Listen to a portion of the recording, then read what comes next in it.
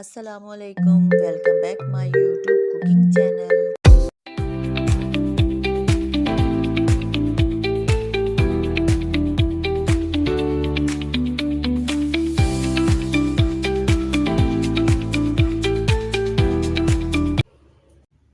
बिस्मिल्लाहिर्रहमानिर्रहीम, अस्सलामुअलैकुम, खुश आमदीद आरफा किचन यूट्यूब चैनल में।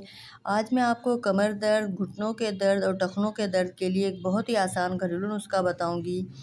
हम सीखेंगे किस तरह घरेलू टोटकों के कमर दर्द, घुटनों और टखनों के दर्द और गर्दन के से निजात हासिल की जा सके।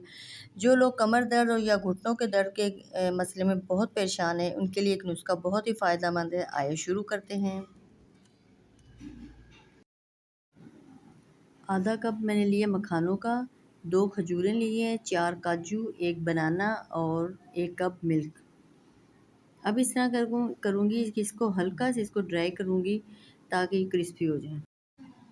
अगर आपको उठने बैठने में मुश्किल हो रही है, कमर दर्द घुटनों में है, तो ये वाले मखाने की ये ड्रिंक बना के पिएँ।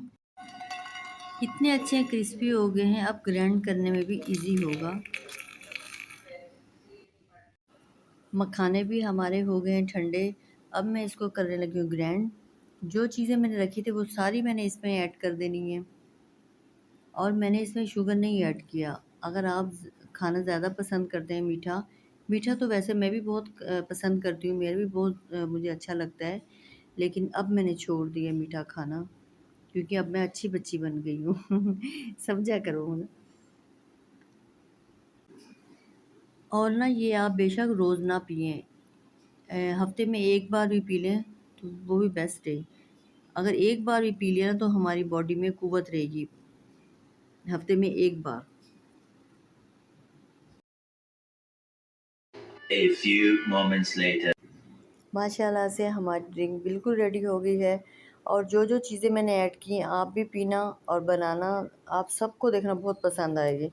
बच्चों को भी बना कर देना, बच्चों के सामने तो ना करें, बच्चे इस तरह के मखाने देखेंगे, बच्चे कहेंगे मम्मा हमें नहीं ये खाना है, हमें नहीं पसंद। उनको बाद में ये बना कर देना, बोलना ये केले का है। फिर बाद में वीडियो जब देखेंगे तो देखा जाएगा। अगर आपको मेरी वीडियो अच्छी लगी हो तो लाइक और सब्सक्राइब करना बिल्कुल भी नहीं भूलिएगा और अपनी फैमिली मेम्बर और अपने फ्रेंड से ज़्यादा शेयर करें। आपका एक लाइक मेरा करता है बहुत सारा हौसला अफजाई। आप इसी तरह मेरे साथ जुड़े रहिए, मेरा हौसला बढ़ाते रहिए। अब मैं आपसे इजाज़त चाहती हूँ, मुझे दुआओं में याद रखना, अपना ख्याल रखना। नेक्स्ट वीडियो में मिलेंगे। अल्लाह हाफिज़।